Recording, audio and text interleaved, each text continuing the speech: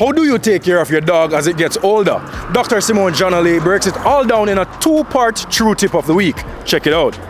It's now time for your True Tip of the Week, brought to you by True Pet Food. We encourage owners to not only take their dogs to get groomed professionally, but also have some of these tools on hand at home. So a good comb, a good brush, a good, if not daily, weekly exercise of removing that hair is going to be important. And that continues the older this animal gets. Are there visible signs that the dog displays that they're veterans, that they're getting older? Just like us, some of them, they'll get gray hairs. So you can see that, especially in your darker colored coats animals, you will see graying hairs, white hairs start to pop up. You may notice a change in their behavior in terms of their movement. Maybe they're a little bit more reluctant to play with other dogs or play with you. They might be reluctant to go upstairs, might get a little bit moody, a little bit snappy. Looking at things like how they get up and how they sit down might change.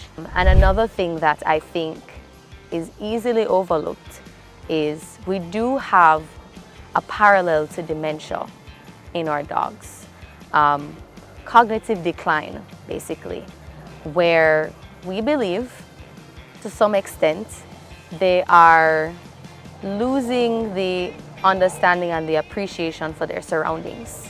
We also have to come to the point of realizing when we are no longer able to provide them with a life that they are worthy of.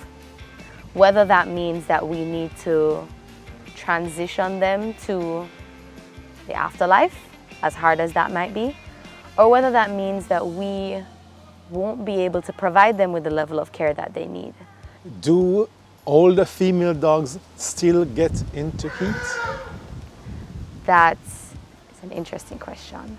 The older they get, it does become less likely that they come into heat, or they may reduce the frequency with which they come into heat.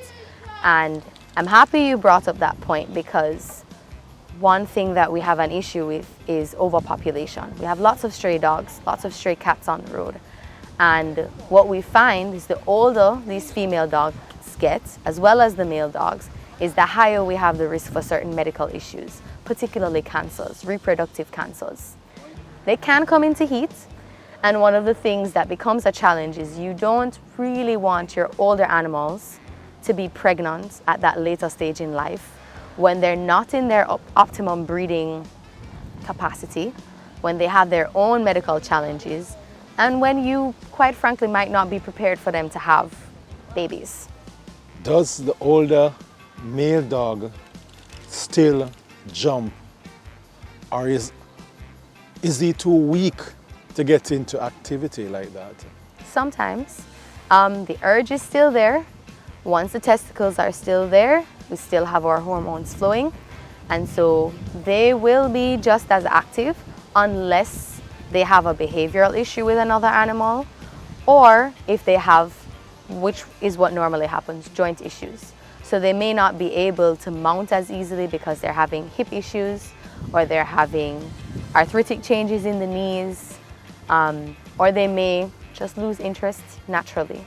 It's why we have to think seriously about having male and female dogs that have not been spayed or neutered together. And it's why we have to think about the optimum time to have those procedures done to prevent those things from happening. Because what can also happen is you can have older animals that still have interest in that interaction, but it leads to an actual physical damage. The True Tip of the Week was brought to you by True Pet Food.